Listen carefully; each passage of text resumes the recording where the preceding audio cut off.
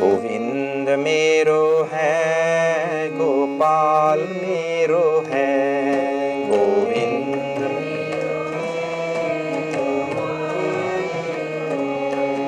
गोविंद मेरो है, गोपाल मेरो है।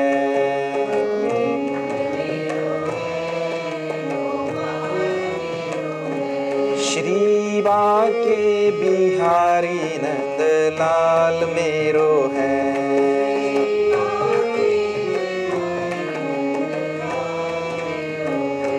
श्री बाके बिहारी नंदलाल मेरो है।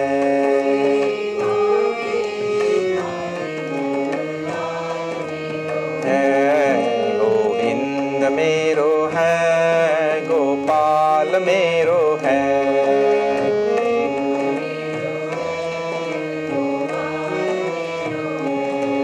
गोविंद मेरो है, गोपाल मेरो है।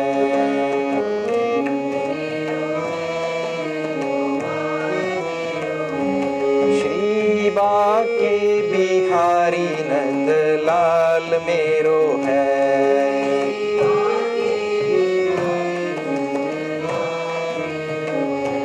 श्री बाके बिहारी नंदलाल मेरो है।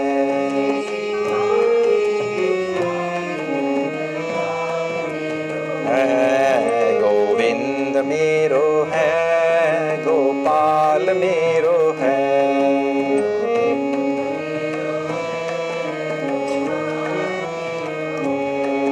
गोविंद मेरो है, गोपाल मेरो है।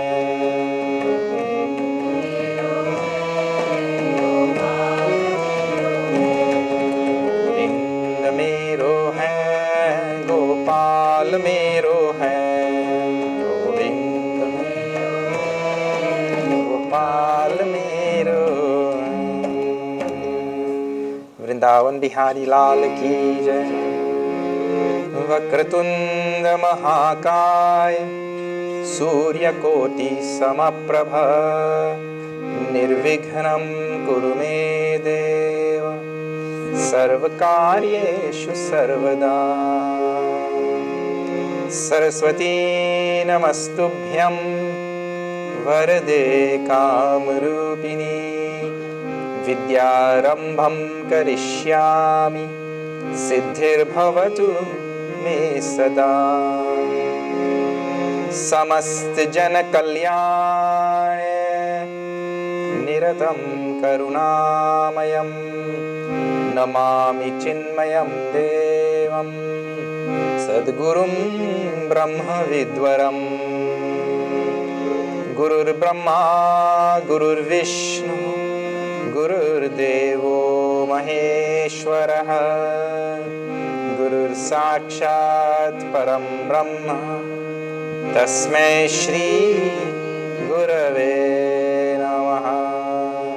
तस्मै श्री गुरवे नमः। गुरुर्ब्रह्मा गुरुर्विष्णु, गुरुर्देवो महेश्वरः, गुरुर्साक्षात् परं ब्रह्म, तस्मै श्री गुरवे नमः। गुरुर्ब्रह्मा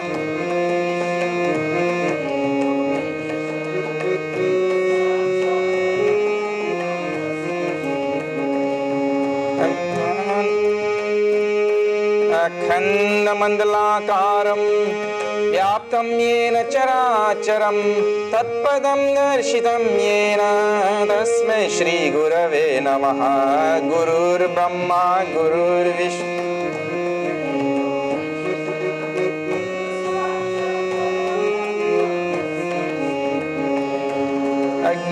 अज्ञानतिमिरान्धस्य ज्ञानाञ्जनशलाकया, चक्षुरुन्मीलितं येन, तस्मै श्री गुरवे नमः। गुरुर्ब्रह्मा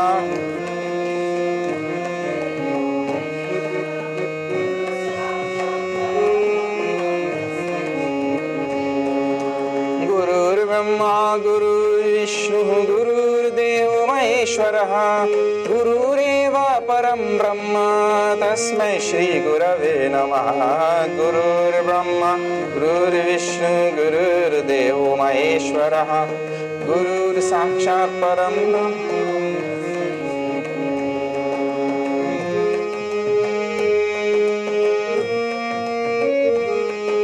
स्थावरं जङ्गमं व्याप्तं यत्किञ्चित् सचराचरं तत्पदं दर्शितं येन तस्मै श्रीगुरवे नमः गुरुर्ब्रह्मा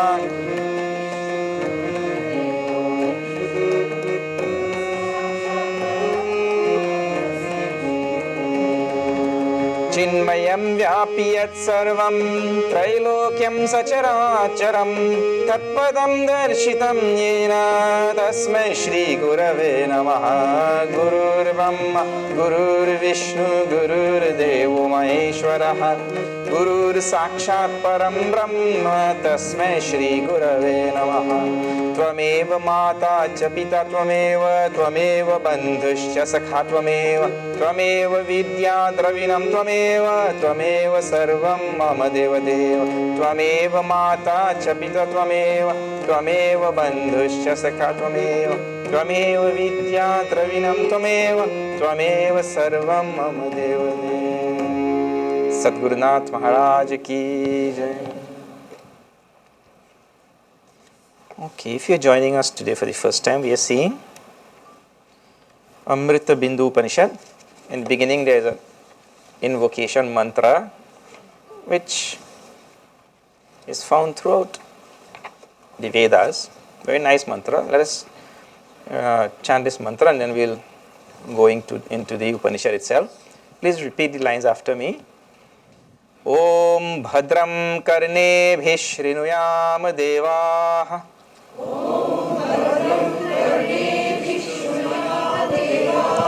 Bhadram Pashye Makshabhir Yajatraha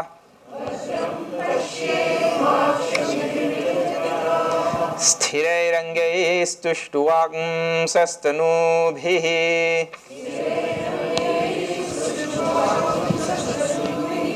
Vyashema devahitam yadayuhu Swasti na indro vriddhashravah Swasti na pusha vishwavedah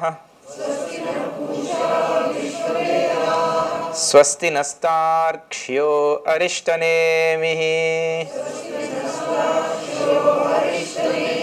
Swasti no brihaspati'r dadhatu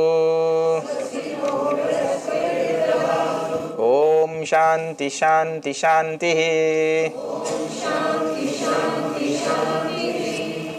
Okay, now verses 1 and 2 you will repeat also. Yesterday we chanted both of them. Mano hi dvividham proktam Shuddham cha shuddhameva cha Ashuddham kama sankalpam Shuddham kama vivarjitam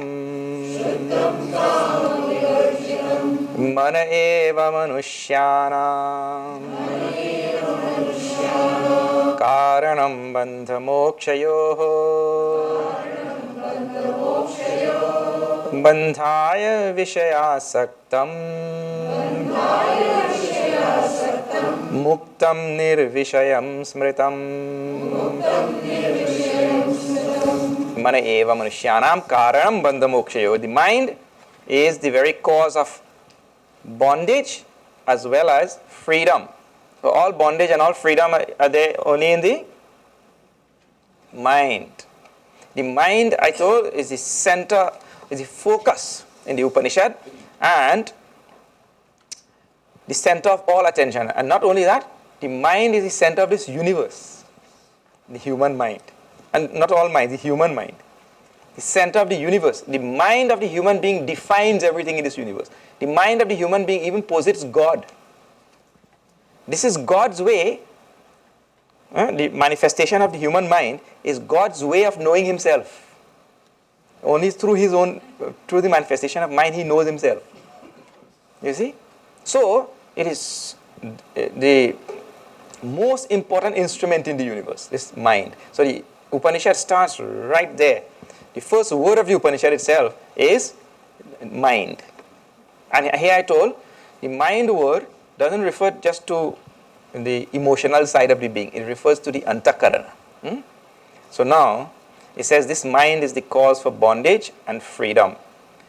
Now let us look at those words. In Hinduism, we really fall back on this word, which is called as bondage. People go on using this word, bandhan, bandhaha, bondage. So when we use the word, people say, what bondage? I am not bound. I am fine. What bondage are you talking about? You go on referring, we are bound, we are bound, we are bound. So, first thing about this bondage. Bondage can be loosely translated as sorrow. All of us experience sorrow or not? We do, nah? That is the first thing. Second thing is, nobody is free from sorrow. No matter what you try in this world, we spend most of our time trying to rid sorrow only, isn't it?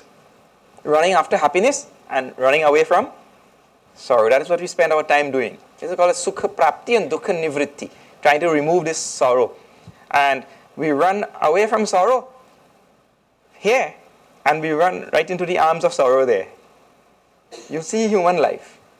When we run away from sorrow here, we think we are running away from it. And that is because of the nature of the world. The world is so structured that everywhere where you find a positive charge, you will also find a negative charge. Every atom. So every part of the universe is characterized by this duality.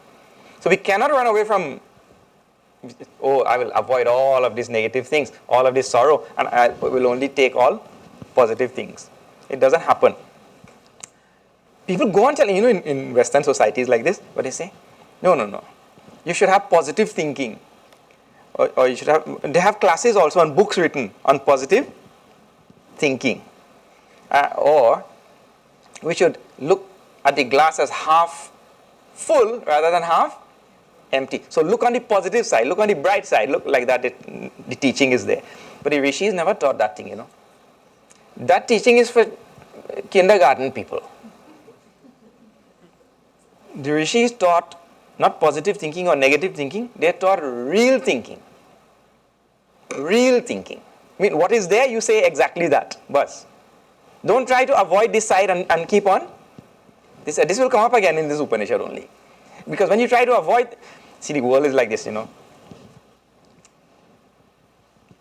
you seen some trucks? On the side of the truck it is written 4x4. Have you seen that? So one man left his 4x4 truck parked on the street. Now there are these, in Trinidad we call them vagrants. I don't know street people. Huh? The street dwellers. Homeless people. Huh? So a homeless man was passing and he saw it was written there 4x4. So he took a bottle cap and he scratched on that man's truck. Equal 16. So that man came down, he saw this thing, he was furious, but there is nobody around. So he took it to the paint shop and he told that painter, you paint it over and now you put 4x4 small, inconspicuous, little 4x4. And again after a month or so he parked it right there in the street and again that vagrant took that bottle cap and put little equal 16. So he, this time really bad. He was so angry. He went back there and told, now paint it over and paint a big 4x4 and you put equal 16. So big size 4x4 equals 16. And again he went and put it back on the street there after some time. And again this fellow came. Correct. something. You try to outdo this world, but the world always has one up its sleeve. You will never be able to outdo the world. You try to run away from all the negatives and run to positives. It will not work. This bondage means all the things of this world regarding which we have no choice. Now see, how many things you can go on listing. Do we have a choice in getting sick? Anybody has ever come through this world without getting sick? No. Anybody has ever come through this world without getting sorrow, anguish, pain, hurt, heartbreak, this, that, those type of things? Everybody has, from childhood these things are there until sometimes they're past the grave also. You know, I heard in some cities, some big cities, it is so crowded, now they don't have space for burying this body like this anymore. You know, you put the body like this, now they have only standing space. So you have to put the coffin like this, because it is less space, you know. So now there is no such concept as rest in peace. You have to it seems as though the sorrow goes beyond. So, from birth till death, or maybe past death, there are all these sorrows are there. All the pairs of opposites will be dogging our heels. We cannot escape. That thing is called as bondage. Misery and sorrow and disease and old age and all infirmities and so many things which we do not like.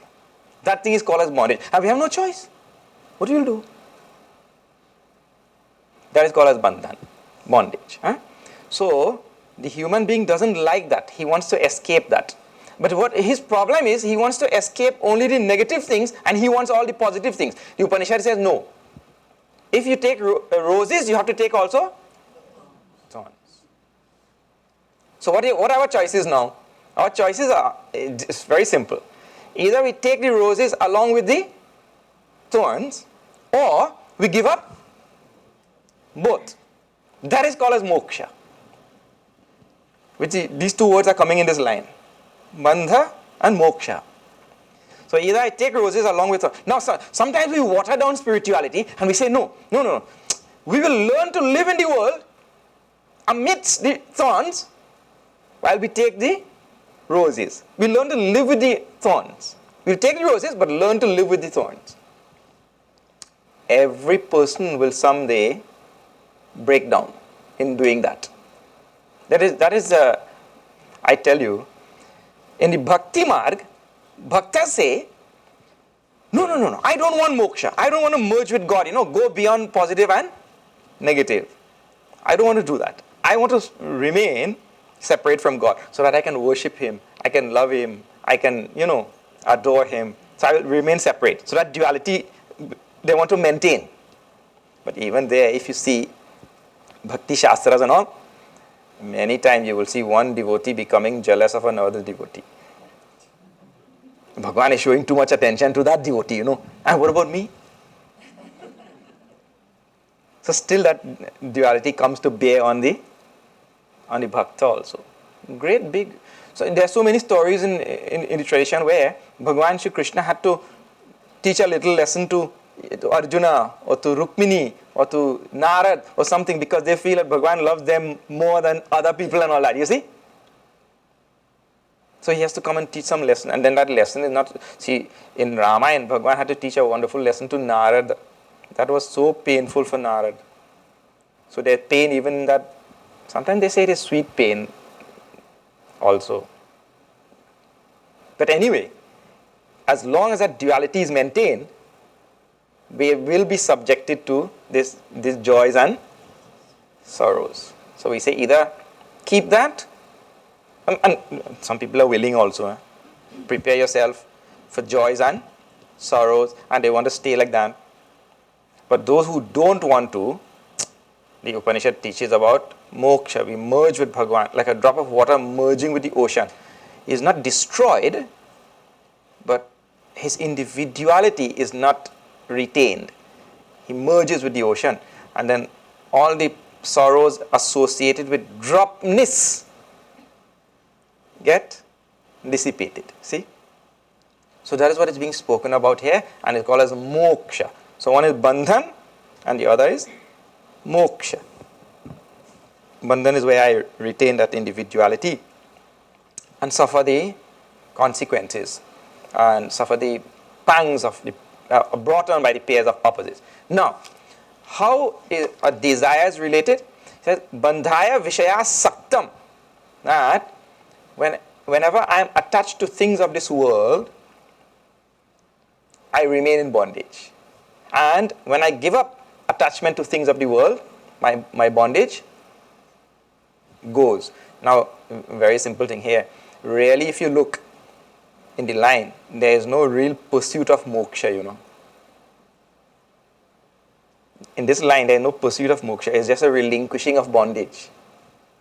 It's a very simple thing. If I just give up, you know, Gurudev used to say a nice thing. I remember some years ago, they had a big program in India to clean up Ganga. Some of you would have heard this. Project Ganga. We'll clean up Ganga. So Gurudev was sitting like this once, and somebody asked a question. What about this project, clean up Ganga? Gurudev said it is all nonsense. Clean up Ganga, my foot.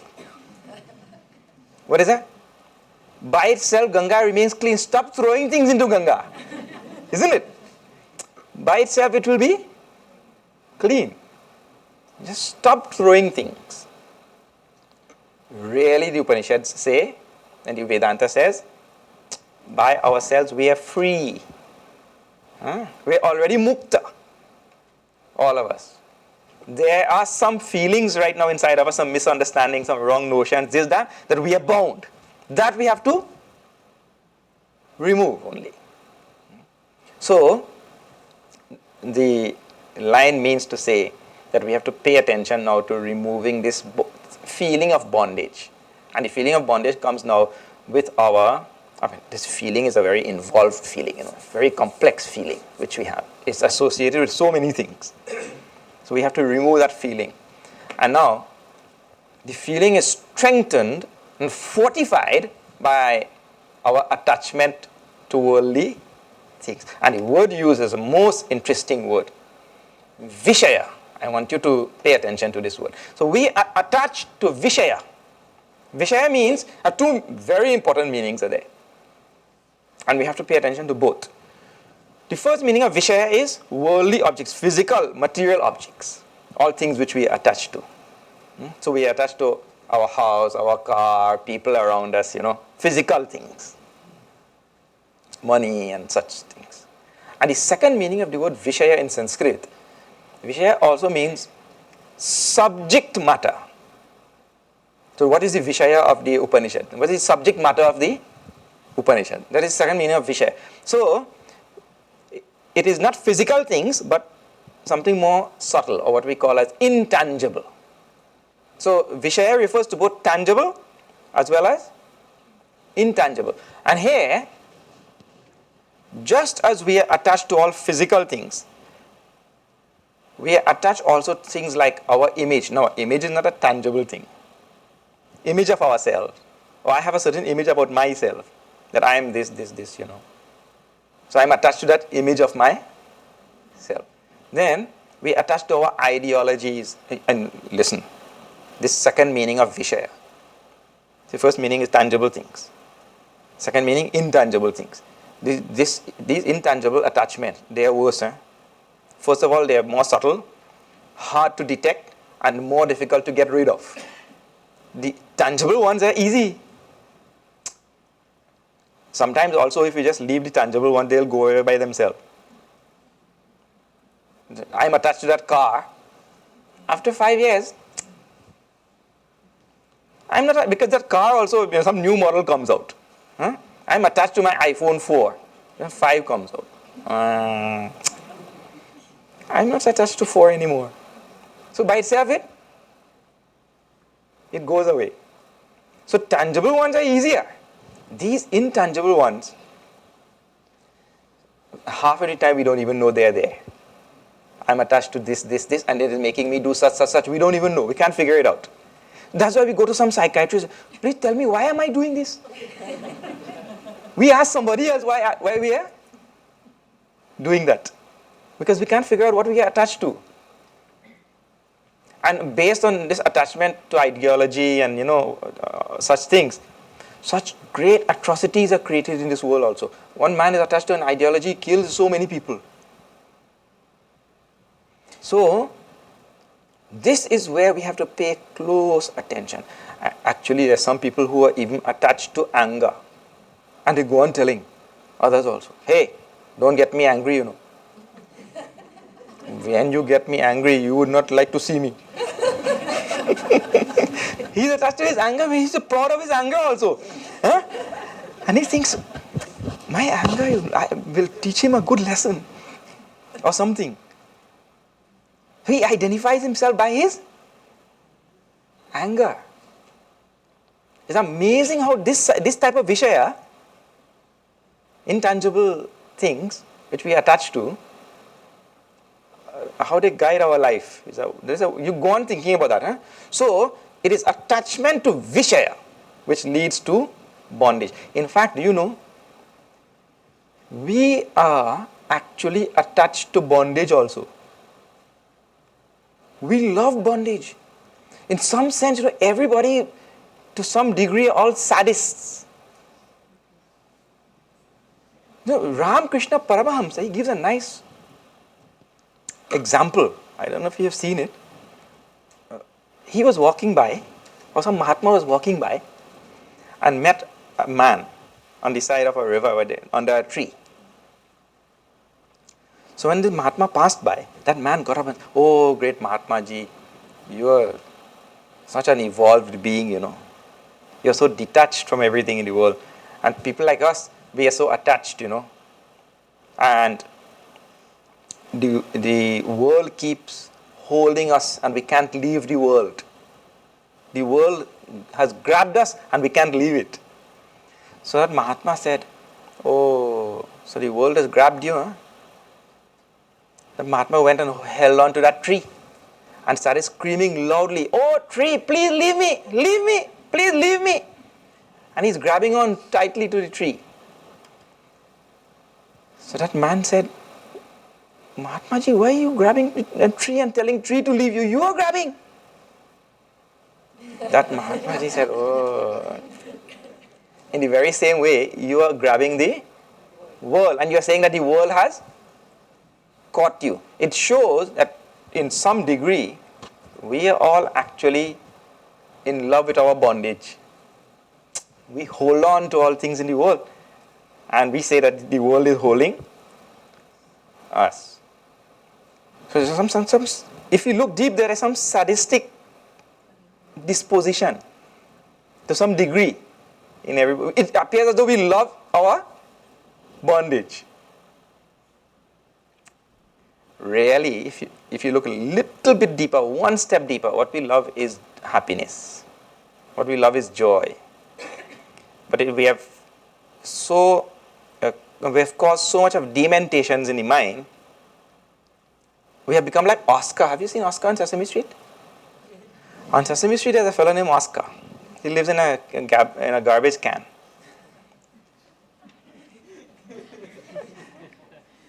When everything goes wrong on Sesame Street, he loves it. Huh? He loves that. So, if everything is falling apart, he is happy. He likes everything to go wrong. He likes everything bad, everything negative. But if you look a little bit deeper behind Oscar, you will see that what he really loves is not for everything to be sad and bad. He loves happiness because when things go bad, he's happy. So what he loves? Happiness really. But he has found his happiness in some sadistic way. You see? So to some degree, our bondage is like that. We found our happiness through all the crazy things in this world. And we attach to them. What we really like is happiness. And what we have not figured out yet is that we really like permanent, limitless happiness. And there's only one place to find that. For the time being, we are sadistically attached to our little spurts of happiness here and there. Huh? someday, in some lifetime, we will get fed up with that. And if you're really fed up with that, if you've been burnt by the samsara long enough and intensely enough, you will seek this thing called as moksha. And then you will start thinking about all these attachments which the verse is speaking about, and how we should start relinquishing them. And people have a lot of questions about this also.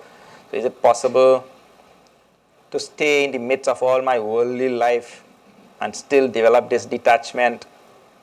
Well, to some degree it can be done, but sooner or later we will have to give up all worldly life also, in some lifetime. That's why Bhagavan says, Manushyanam sahasreshu kashchit. One rare person among thousands will really take to this path. The fact that you are here in this Upaniṣad class, Upaniṣad camp, shows that you are on that path, you are on that road. And there's only a handful of people will do that. So someday, you may not do it in this lifetime, some may do, but someday we will have to relinquish. Let's see, in Upanishad also, the Rishi tells to his two wives, okay, now, that Maitreyi and Gargi, now we have to all go our separate ways. Now don't go home and tell anybody, Swami said to leave your wife and all that. I'm telling you, strive on the spiritual path so that you can come to that state sometime. That is your event. That is eventually what you'll have to do. All of us came alone and we'll have to leave alone someday. The spiritual path, we can go together to a certain distance, but after that. So here, the path of moksha requires this thing. And all bondages, all attachments will have to be given, whether they are tangible attachments or the intangible ones, which are the more dangerous ones. Have you seen? So many times people are, look, you discover something in the scriptures and you become so attached to that. Some people are attached to a certain question. When they meet Swamis, they ask only that one question. And they tell also, I want to hear your view on this question. So they are attached to the question, not the answer. They are not concerned about answer and all. Only to the question. See how dangerous it can be? Subtle attachments. So, in the Upanishad, it will tell at some place, some people are attached to Upanishads. So after studying the Upanishad, we should throw it out, it says. You will see how strongly we are supposed to cast out things. The Upanishad talks about that. Alright, so bondage and moksha are given there. The two most important things. The mind and this thing called as moksha. So far. The mind and moksha. And how is mind related to moksha? Now, it comes now to this thing about our attachment to objects of the world and how we should relinquish attachment to things of the world. Now see here. It's actually what we call a syllogism. Syllogism. Look. Fire burns. When it burns, it pains. Therefore, means after that, those two lines, some conclusion should be there. Na? I'm holding my hand over the fire. The candle flame is like that. Right? And it's burning. So I say, no, of course we don't go through this when fire is burning, But I'm just telling. I'm slowing. This is slow motion. Candle is burning. So I say, oh, here's a flame. Oh, it is burning me. Oh, it is paining. Therefore, I should move my hand. That is the process. In this country, nobody follows that. In Western world, not only Western world, everywhere, nobody follows. You know what we do? Candle is burning. Oh, it is burning. Oh, I have to do something. We bring ice and put this side. That's what we do in real life. We're supposed to pull the hand when nobody wants to do. We want to keep it there and put. So now the next logical step is given in the third verse. See. Yato nirvishayasya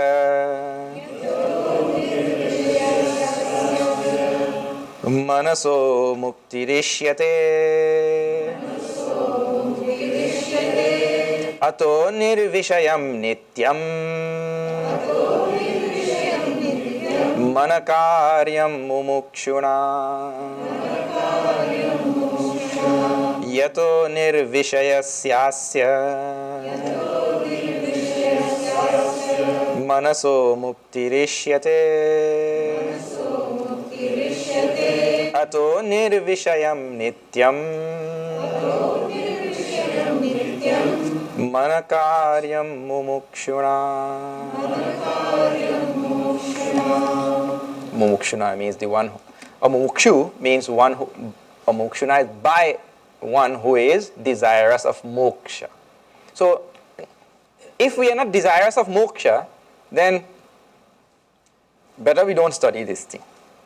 Better we study how the stock market works, or how some, this is to be studied by one who is desirous of moksha. And who becomes desirous of moksha? One who has really been parched in the sansar, who has burnt in the sansar, and who has had enough. As we say in American language, I have had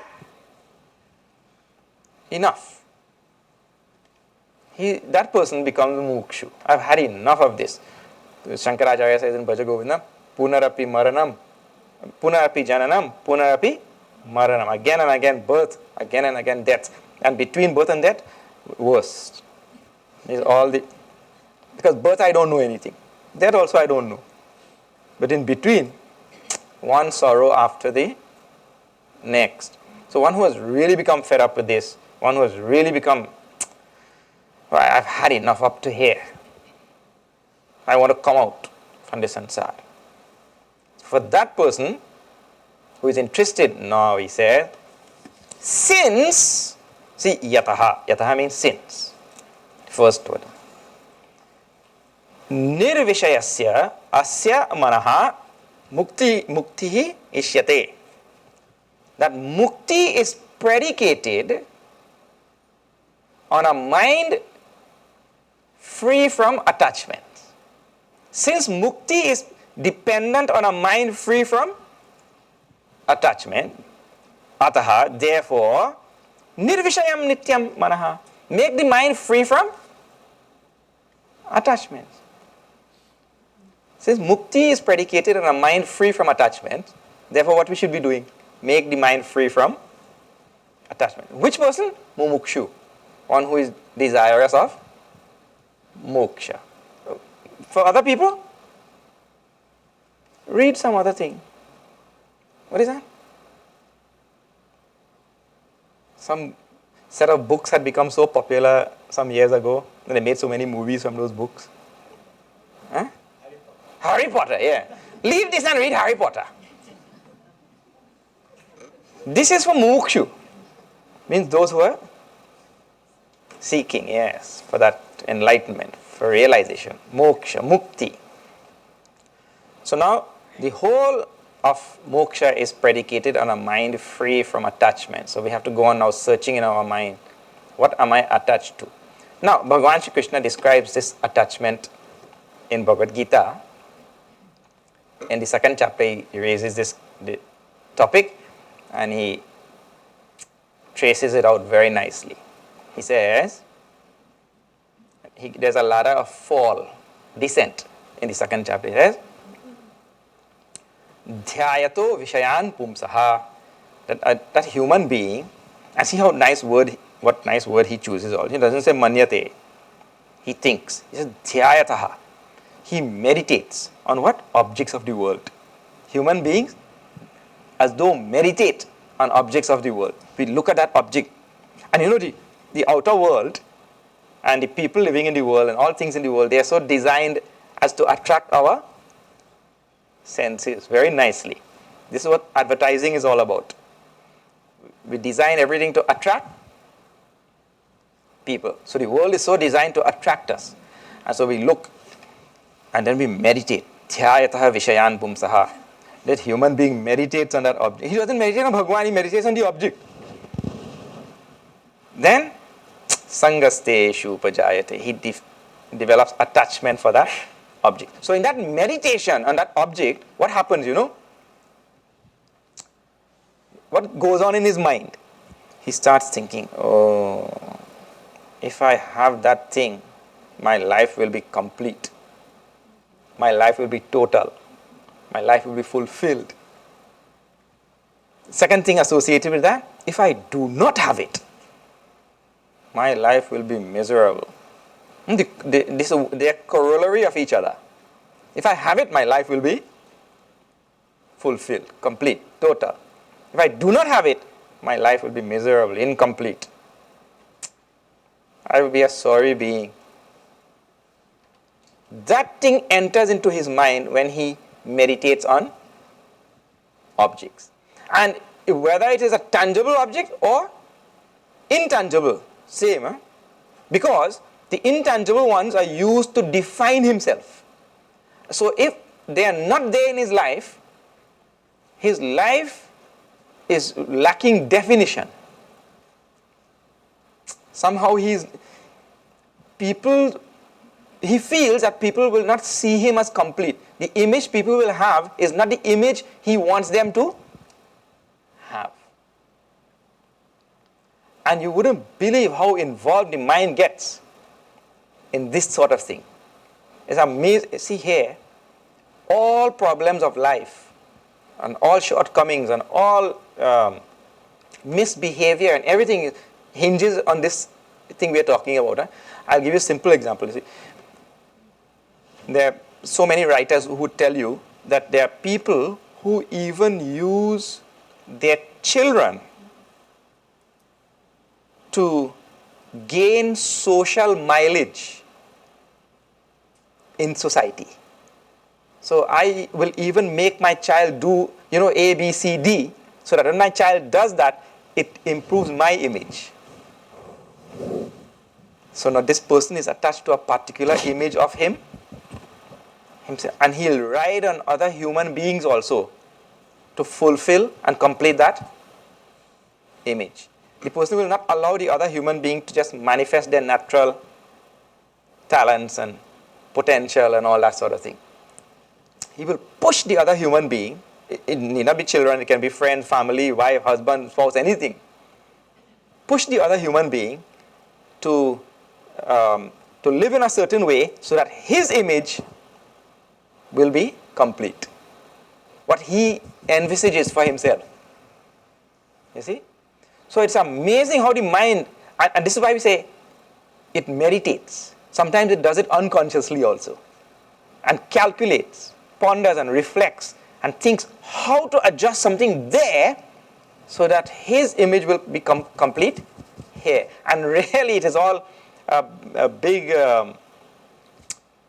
useless facade he's building up. It really doesn't do anything for him. In fact, many times it makes him look more foolish. And he doesn't even know. So, there, the mind meditates on objects, tangible, intangible, and thinks that without that he is incomplete. That thing is called as attachment.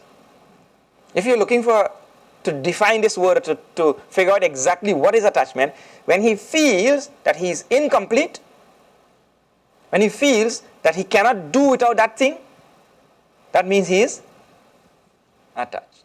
And human beings should live such a life that I am free. And please pay attention. When you have time, this is what you should be thinking about. Don't think about the economy. But you can't do anything about the economy in any case. You should go on thinking. Oh, how this attachment is there. How it comes. How I go on perpetuating it. What am I attached to? And why am I attached to that thing? The human being is free.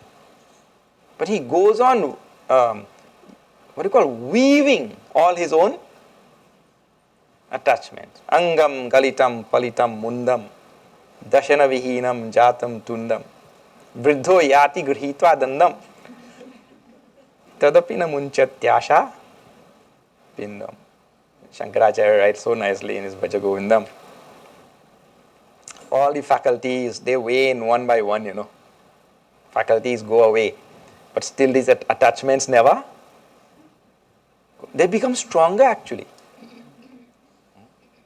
So, go on reflecting again and again. See, you only will know what you are attached to. I will not know. Everybody will know what they are attached to, isn't it? So, see all the things you are attached to. Now, one more thing before we continue here. If you notice, this whole Upanishad is not about anything outside. It's about everything inside. Really, I want to stretch that a little bit and tell you one more thing. Sadhana is really, you said many times people come to us and say, Swamiji, please tell us some practical sadhana. So they want something which they can do outside. People want to have practical sadhana, they keep on saying. And people even go so far as to say, tell us some practical Vedanta. So it's really, even if I do seva, let us say that's something practical, right? I do seva for my guru, or I do seva for Chinmaya Mission, or I do seva for somebody. So we say that's practical sadhana. Really speaking, the most important element in seva is the bhav. Isn't it? So why am I doing that seva? What is there in my mind while I am doing the seva? We tell even in actions, right? In Karma Yoga, in 3rd chapter and all, when we talk about that, we tell it is not what you do, Gurudev says, it is how you do what you do. So now what is the important element there? The bhav which is there inside, the attitude. So again, it is something mental. So all sadhana actually in the final analysis is not physical, it is mental. The physical is only an alambana, a support. Really the sadhana is mental. I have to go on changing the bhav, changing the attitude, changing the feelings inside. That is not physical things, intangible. So, here it is telling, all the different types of mental things that I have to go on fine-tuning and adjusting. That is what, and that's why I'm saying, you have to go on looking at yourself to see, so what am I attached to? Why am I attached to that thing? And why am I feeling that I am incomplete without that thing? By myself, I seem to be fine. And see how Sansar is so well designed to go on making you weave more and more attachment, more and more ropes. See, before you had children, were you attached to any children? Before you had children, you were not, any child is the same as any other child, isn't it? You're not attached to any children or anything. When that first child comes and we look,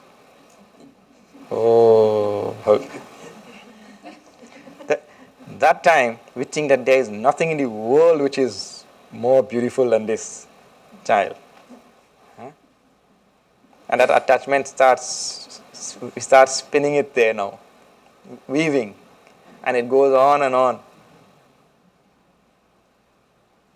That becomes the apple of our eyes. And we don't know that we take a slide and our whole life becomes defined by. And that is a totally strange human being. Before that child was born, you don't know where that jiva was in some other loka, some other place in this world somewhere. That jiva was in some totally different body, different family, different religion, also something. You don't know where that jiva was. Totally unrelated to you. That jiva is just as related to you as any other jiva. But somehow that attachment comes in there. So like I'm taking your mind on this journey so that you will go on reflecting in your time about all of these things about life. If that reflection is not done, and if the attachment, all the yarn that we have spun, if they are not undone, all of these things will become useless. You have to do that in your time. Because if moksha is predicated on a mind free from attachment, What we should be doing? Unloosening all our ties. This is what we should be doing in our spare time. I'm attached to this thing, I'm attached to that thing. I feel I cannot do without this thing, that thing. But before these people came in my life, I was fine without them. Suddenly I don't know what happened. So there are some things that help. For example, you have to start thinking in this direction because you are attached to, let me give you the order in which we attach to things. We attach to worldly things, material things. Then, closer than that, we attach to our own immediate family, what we consider to be our own immediate family. So, let us say I have money, there's a worldly thing there. If some member of the family gets ill, I will quickly give up the money to save the member, isn't it? Then, closer than that, we attach to this body. So I will sacrifice some other member of the family to save. And that is true also. Yeah? The one Mahatma was passing and some man had died, Father of the house had died. So everybody was weeping. So Mahatma stopped there to see what was happening. So he said, what is happening here? That son said, Mahatma ji, my father died. Everybody is weeping, wailing, lamenting. So that Mahatma said, okay. No problem. If there's anybody here who is weeping, who is willing to give up their life, I'll bring him back to life. So first he asked that wife. She was weeping the most. You'll give up your life? I'll bring him back. She stopped crying.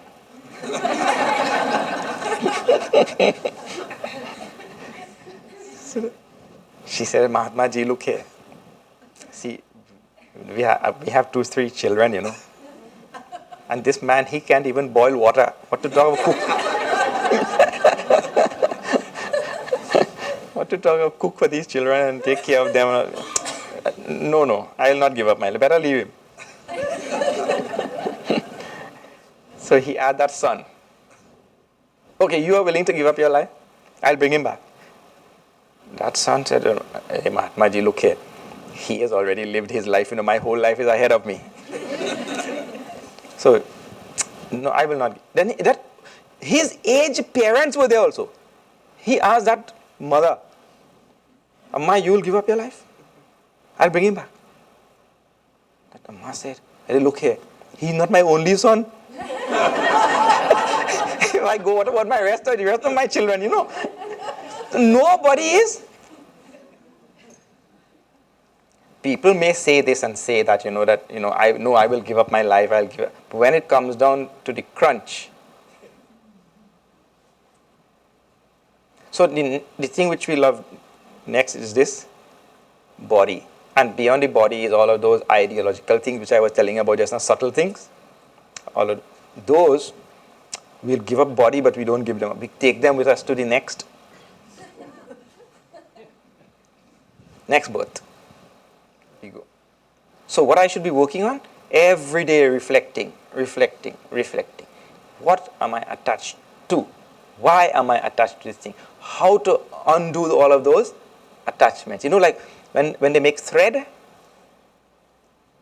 that thread is really a combination of so numerous fibers. If you do like this and you unravel, you'll see so many fibers there. We have so many attachments and so many. One attachment also is intertwined with other things and connected to other things. We have to go on unraveling, undoing,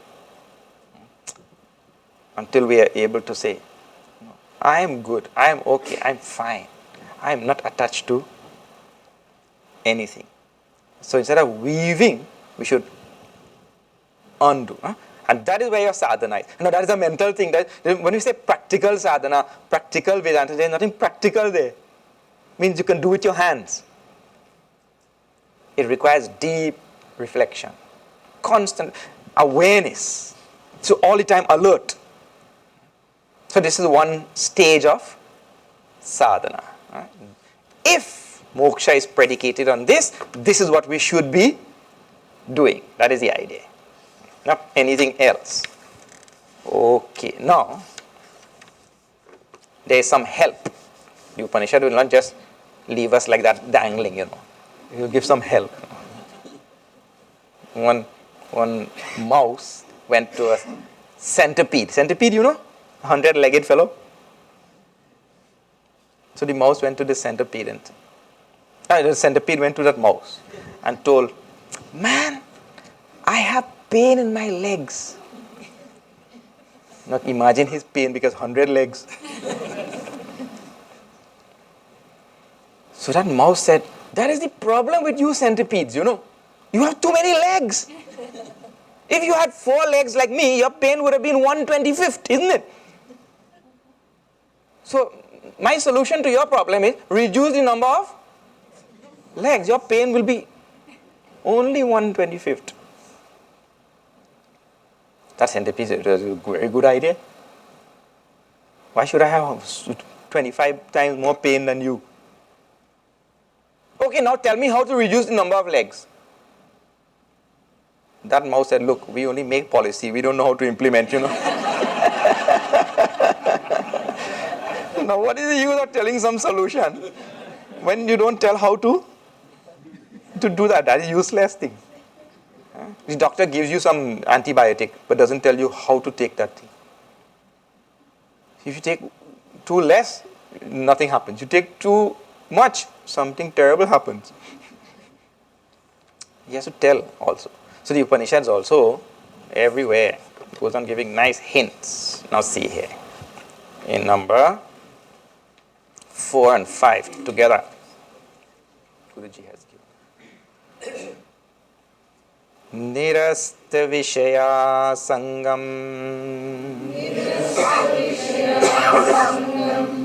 Sanniruddham Manohridi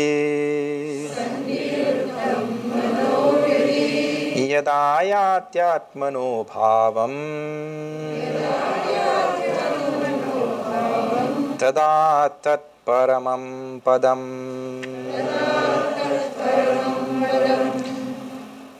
Tavadeva Nirodhavyam Yavat Hridi Gatam Kshayam Etajñānam ca dhyanam ca Shesho nyayascha vistaraha. Let us chant again. Nirasta Vishaya Sangam Sanniruddham Manohridi Yadayatyatmano Bhavam Tada Tat Paramam Padam Tavadeva Nirodhavyam Yavad Hridi Gatam Kshayam Etajñānam ca dhyanam ca Shesho nyayascha vistaraha.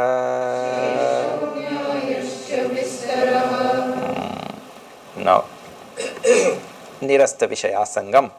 We should renounce all attachment to Vishaya. Again, pay attention to the word Vishaya. Sam Niruddham Manohridi. Now, these attachments are there in the mind. Attachments are there in the mind. We'll come back to it. So those attachments we should renounce from the mind and take that mind and Samniruddham Hridi. Place it in the heart. All technical words. Yada ayatmanaha bhavam tada tat paramam padam. When that mind has been placed in the heart and we have come to discover ourselves, true self. With the mind being placed in the heart, we'll come to realize ourselves. That is called the supreme state. That is the idea. Tavadeva nirodhavyam yavat hridi gatam kshayam. As long as the mind is not restrained and kept in the heart, it means our sadhana is not yet over.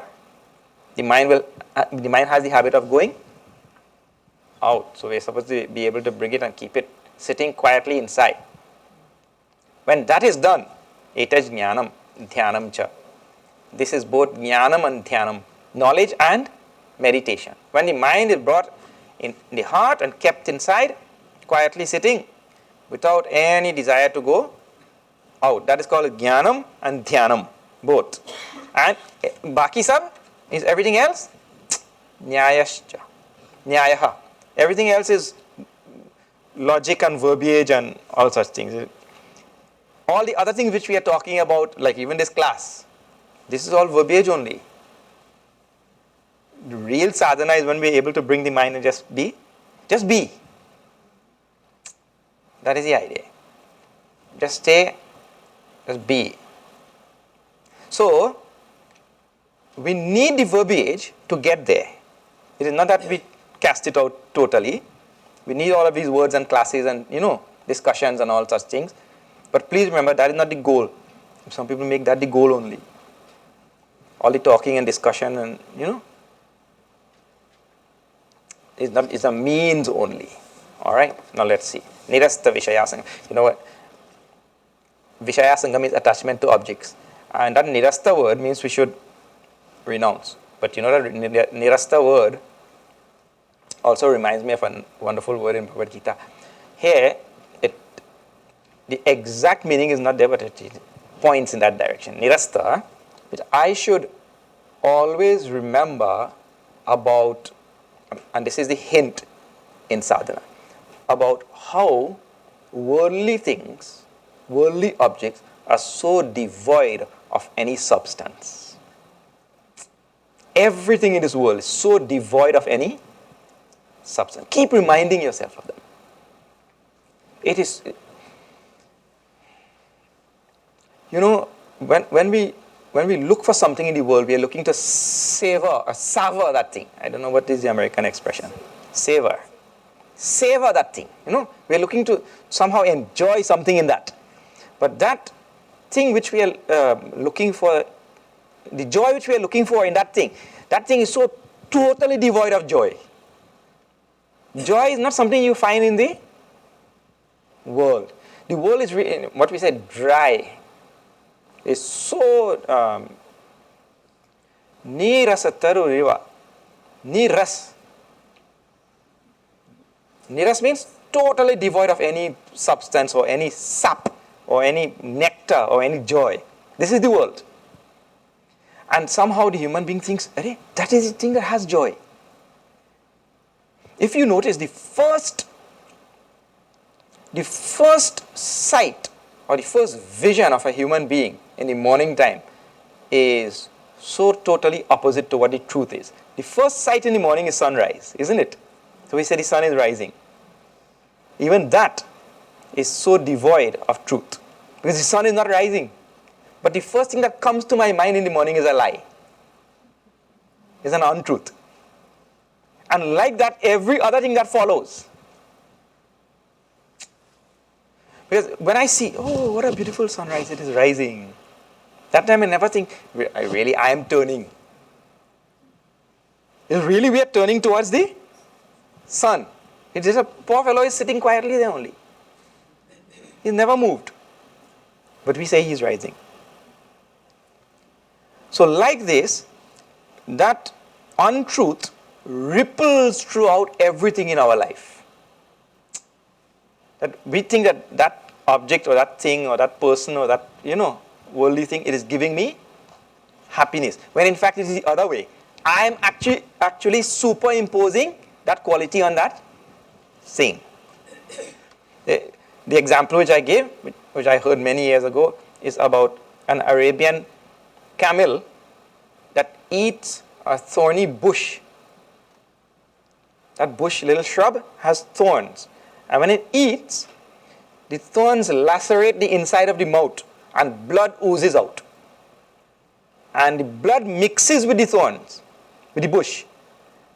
And so he is actually tasting his own blood and he's going, wow, how nice this bush tastes. He thinks this bush tastes so good. And he goes on eating. But really he's tasting his own blood. In the very same way, Happiness is not there in anything in this world. Happiness is our own nature. So we superimpose from ourselves the happiness on that thing, and then we run after the thing.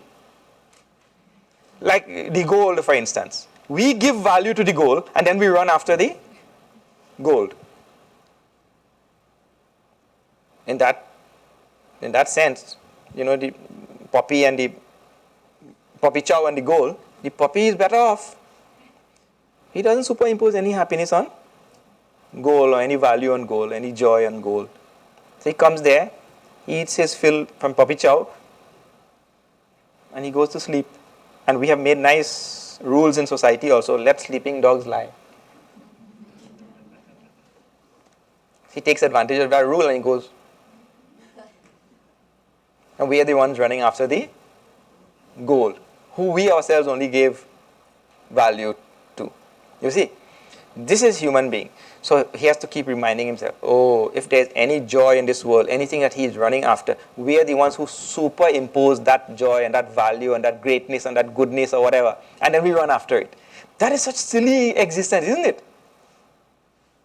And then the same human being thinks he's so smart. He does the most silly things and then he thinks, I am so smart. So, the world is nirasa. Nirasa means without any ras, devoid of any ras. That word reminds me of that. Nirasta vishaya sangam, all the worldly things, totally devoid of any sap. Ras means sap, the thing that flows through that thing. Is really devoid of it. So when the mind has been reminded of this over and over, that mind will start developing that habit of staying home. Why am I the source of happiness? Why am I superimposing my happiness on other things? Why don't I just stay home and enjoy it right here? All my happiness with me. So it will develop the habit of staying home. And more, we have to bring it inside and lodge it in the heart, where all happiness springs from. All happiness springs from our own heart, all joy. So we bring it and keep it inside. That thing is called as jnanam and dhyanam. Till that happens, we should not stop.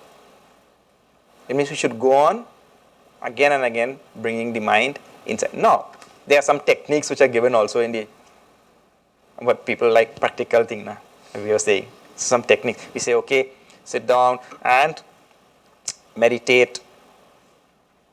So in that meditation also, we say first you concentrate on the breath coming in and out of the nostril. So some practical thing. Practical part is sitting only. Breathing is a little bit practical. That goes on by itself. Again, it comes back to attention, isn't it? No way is practical. There's nothing practical there now. It goes mental again. So attention. Great attention. So now, this is another big help. Because the word dhyanam is given there, I have to use that meditative technique to bring the mind inside. So one of the things you can do to help in your meditation is to make sure that you intensify your awareness throughout the day. Keep on intensifying your awareness in everything that you do. So I should not do anything unawares. That is the idea. I mean, that's how we live. We do everything unawares. So I don't know where I have kept my key. I don't know if I switched off the car, if I turned off the stove, whether I left the milk on the stove boiling. So, we should not do anything unawares. Start by bringing meditation in our ordinary life. That is called meditation in life, really. If I can intensify my awareness. So, for example, even right now in this class, right? Now, everybody will be guilty of it in some degree or the next. So, I'm not picking on anybody. So, sometimes you will be shaking a leg, but you're not aware. You should be aware, I'm shaking a leg. Oh, I'm moving, I'm changing my position, I'm doing this, I'm fixing my clothes. Whatever we do it is okay. But be aware. It's not everything you stop doing it. You can't sit there like a statue. We do it, but be aware. So that's where our meditation starts. There's where we start intensifying our awareness. That will help us to be acutely aware when we go into the subtler realm. See, this is not the subtle realm, it's the gross realm. So if I'm aware of my limbs and what I'm doing, it will help me when I go into the subtle realms, where thoughts just come and go. But I'm not aware. Have you found yourself reading some book and you read 10 pages and then you realize you don't know anything you read? You know what I'm talking about, yeah. Then you go back and, oh, what did I just read there? It means the mind went away. So, if I am aware, like for example, now I lifted this finger to make a gesture, right? I should be with it. Means I should know that I have done it. You see? So when I am acutely aware of these physical things, it will help so much now to be aware of our thoughts. And so when some thought flies into the head or the mind just starts wandering, I will be, oh, no, you just went away. Come back here. If I cannot do that, how I will put the mind in the heart, which is being spoken about here? That's not possible then. This elevated sadhana of keeping the mind in the heart is not possible. See, writing a PhD in university is not possible if I have not gone to A for apple, B for bat, isn't it? How I will do? So I have to start at this level and intensify awareness. All the time be alert, vigilant. Otherwise, one fellow was saying, my memory is so bad, So I decided I will sign up for some class in memory improvement. He saw they were offering in the local university classes on memory improvement. So I decided I'll sign up for that class. So the other fellow asked, so what happened? Did it improve your memory? He said, no, I forgot to sign up for the class. But our life is like that. We forget so quickly because we are not, aware. Intense. And people say, Swamiji, tell some practical way to improve awareness. What practical way? The only way is to improve awareness. Tell some practical way to drink water. But the only way is to drink water.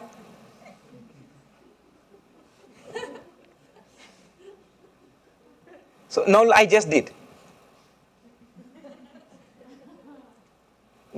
It's okay, do it. It may look strange also. But be aware. So, start there at the physical level and go on intensifying that. You will see what a wonderful thing. No thought will come before your mind without your awareness. But right now, all come. After they have gone, then, oh, I was just thinking about that. So the more and more we are aware, the more and more we are able to bring the mind and place it in the heart. Mano hridi samniruddham. Bringing the mind and placing it in the heart. Really, in the final analysis, this is all about being aware. See, if I am aware of every thought that comes, where am I? If I am aware of all thoughts that are coming and going, where am I? I have to be in the heart only, isn't it? I have to be home, na? The one who is home is really aware of everything. If I tell you to count cars on the street, you can only do that if you're standing still. If you're in one of those cars, you cannot count. You have to be standing still. So if I can see all my thoughts coming and going, it means I am home. I am in the heart. I am with myself. Heart here means with oneself. I am home. They say what? Home is Om. I am in Om. The heart here doesn't mean the physical pumping organ or anything like that. It means just being the center of your own being.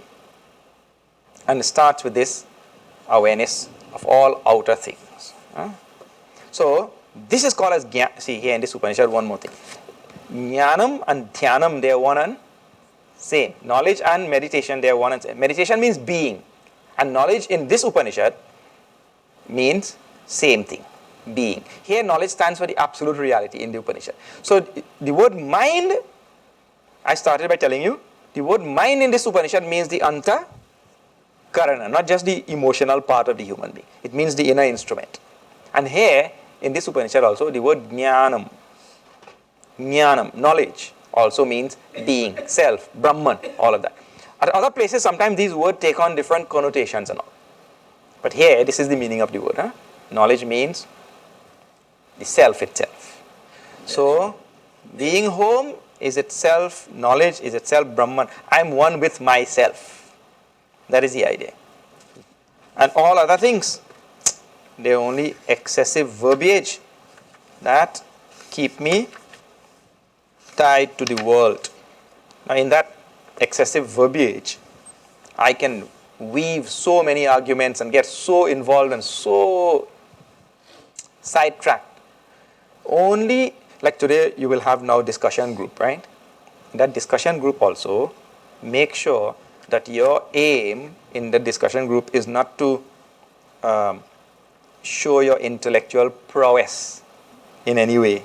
That the aim is to just clarify the ideas in your mind and to bring yourself closer to yourself. You should not be, no. He doesn't have it clear, I will clarify it for him. That should not be the aim. If you are thinking that the other person doesn't have it clear, it means to say that your mind is extroverted and that is not the goal. Because you are thinking about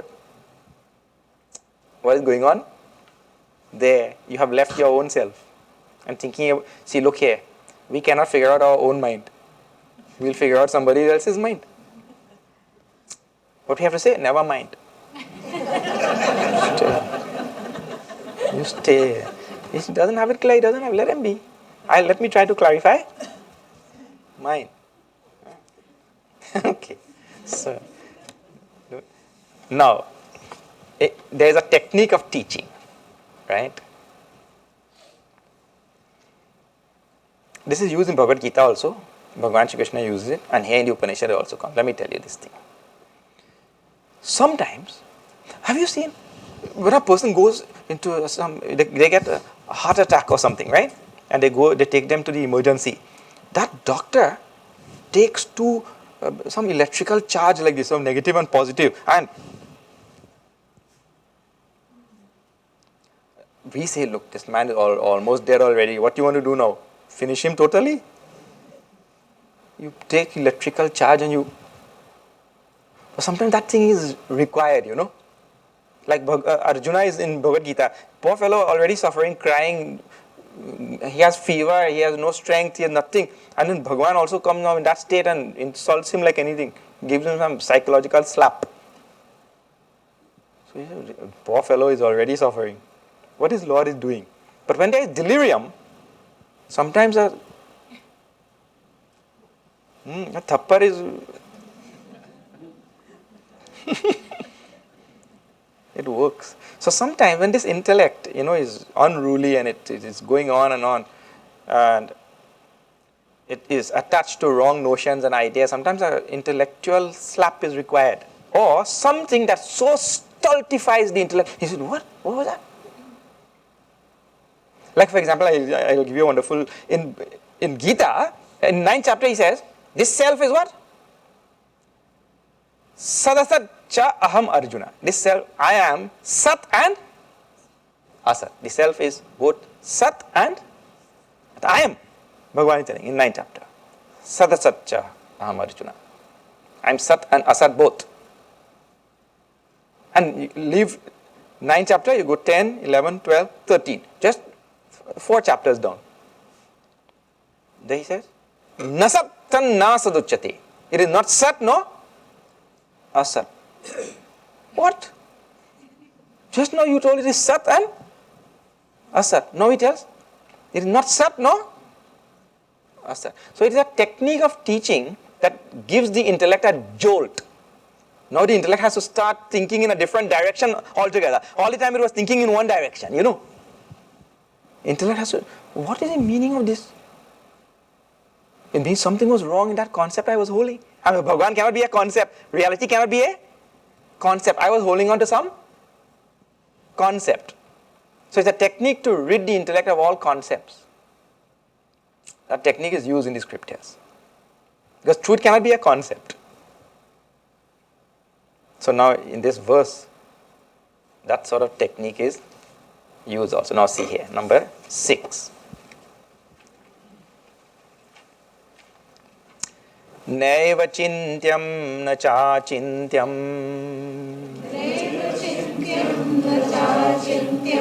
Na chintyam chintyameva tat. Pakshapat vinirmuktam. Brahma sampadhyate tada. Naiva chintyam na cha chintyam. Na chintyam chintyameva tat. Pakshapat vinirmuktam. Brahma sampadhyate tada. Subject matter of this verse is tat, that reality. Tat, God, being, Brahman, reality, absolute, whatever name you call, that is the subject matter of the verse. It says it is na eva chintyam. It cannot be thought of. Bhagavan tells us in Gita also. It cannot be thought of. Na chintyam. It's unthinkable. Because you are thinking with a little mind, and that thing is limitless. It's a limited mind, and that is limitless. So it is achintyam. Then it is nacha achintyam. But again, when I say it is not thinkable, that doesn't mean to say that, okay, I cannot think of God, therefore leave it. Leave all this then. Because I cannot think of God. Some people may say that, Bhagavan himself said God is unthinkable. Therefore, let me leave God and think about Prakriti. So it is not achintyam. It means,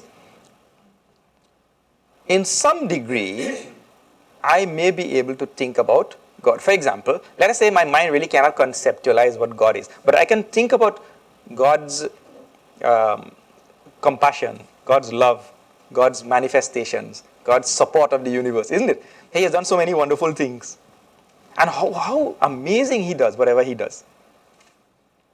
And he has taken care of all things in the world so nicely. And everything works out, yes, perfectly. And in this world, everything is perfect, There's a perfect balance of everything. How he has done that. So I may not be able to really conceptualize God or think of God. That is beyond the ken of my intellect.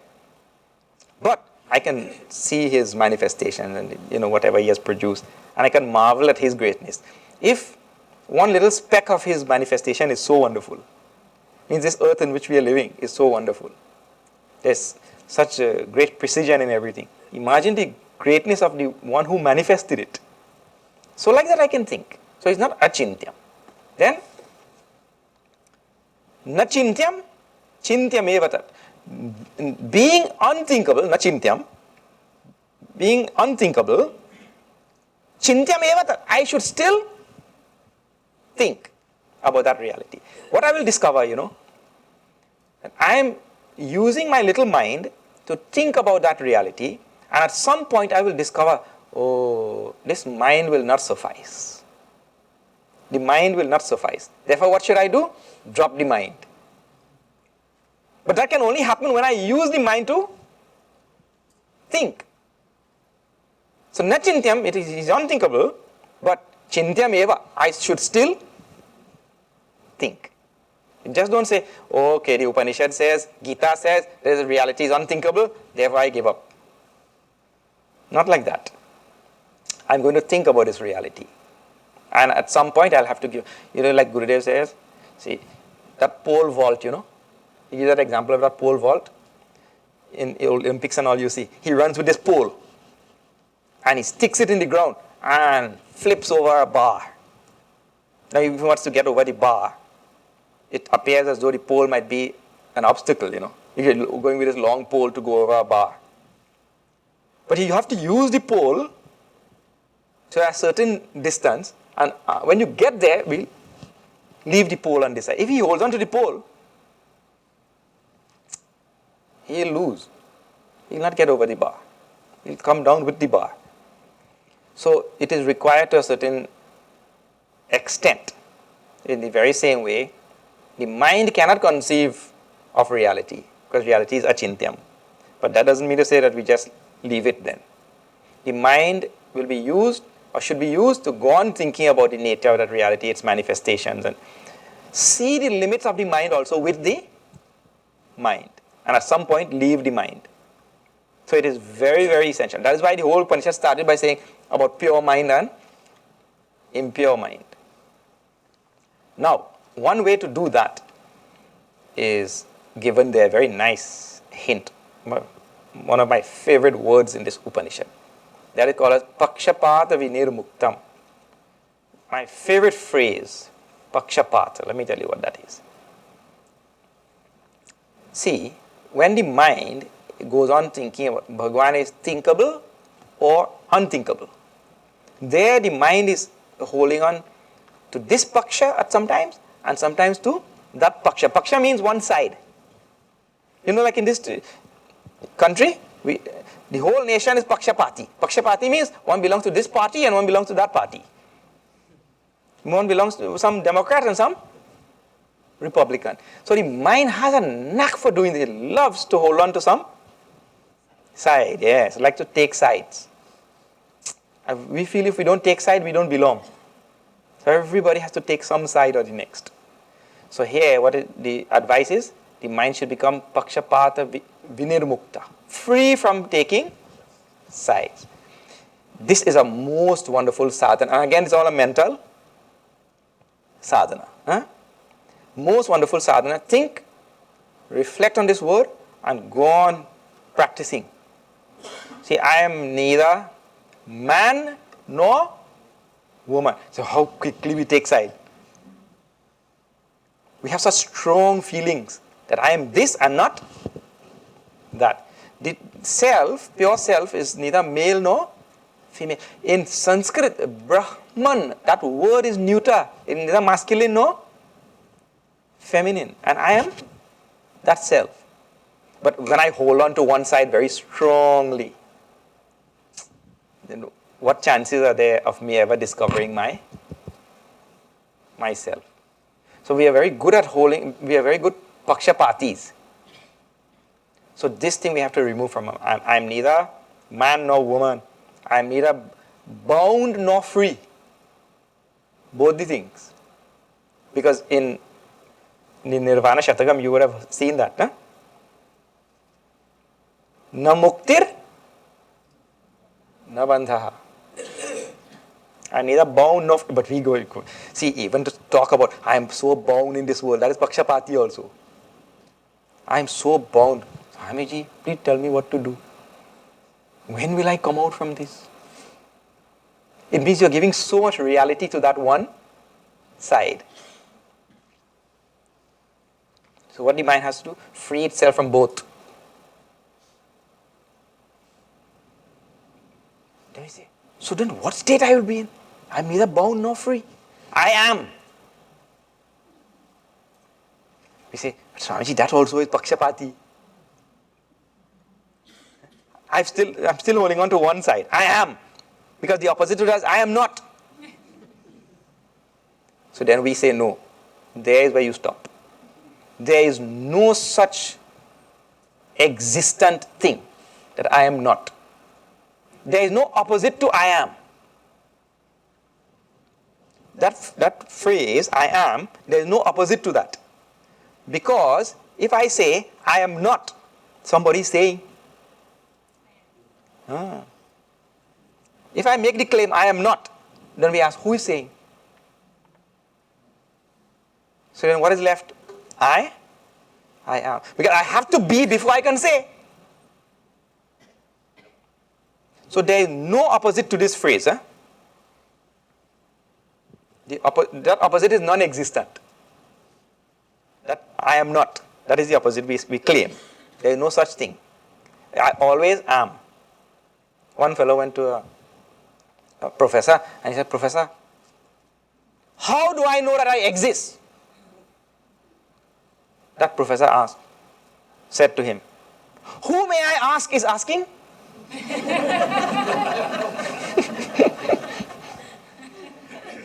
If you're asking, that means you exist.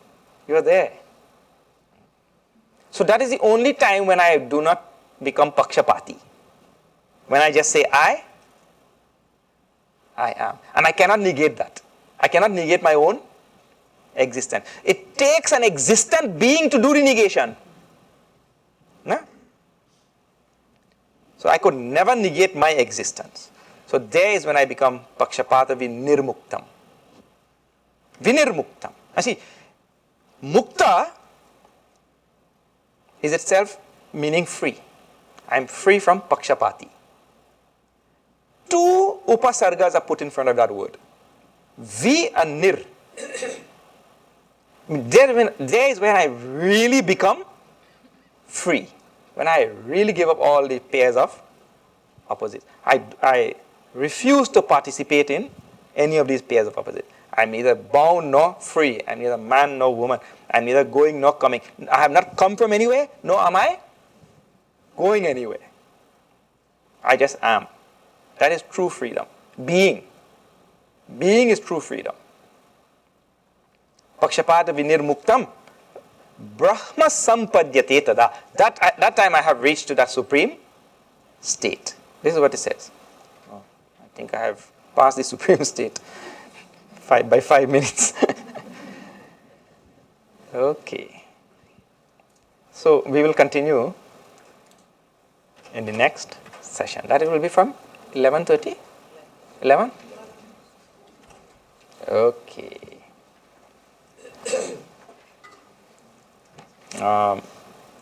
There's no arti in this session. So just do closing prayer. Arti at the end. Om Purnamada Purnamidam Purnat Purnamudachyate Purnasya Purnamadaya Purnameva Vashishyate Om Shanti Shanti Shanti Hari Shri Guru Pyo Namaha Hari Om